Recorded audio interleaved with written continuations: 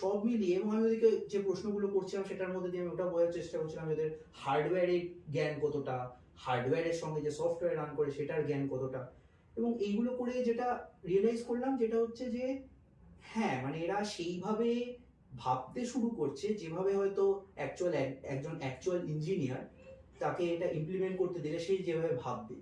এবং আমার মনে হয় সেইটা দেখে আমি আরো বেশি ইন্সপায়ার্ড হয়েছি এদের দেখে, যে হ্যাঁ মানে আমার মনে হচ্ছে যেভাবে এদিকে শেখানো হচ্ছে সেটা রাইট প্রসেস, যে হ্যাঁ মানে এরা স্টেপ বাই স্টেপ শিখছে। কিন্তু এরকমও নয় যে একটা মাইক্রো কন্ট্রোলারের কত রকম হয়, কি হয়, 8085 থেকে শুরু করে 8088 কি কি হয় কি না কি, সেইগুলো সব না জেনেও এরা যে একটা পুরো কমপ্লিট প্রজেক্ট তৈরি করতে পারছে, এটা আমার মনে হয় ওই ফান্ডামেন্টাল গুলো কিন্তু যেখানে যেখানে দরকার সেটা ওদের জ্ঞানটা বেড়েছে। তো আমি অবশ্যই বলবো যে এটা আমার জন্য একটা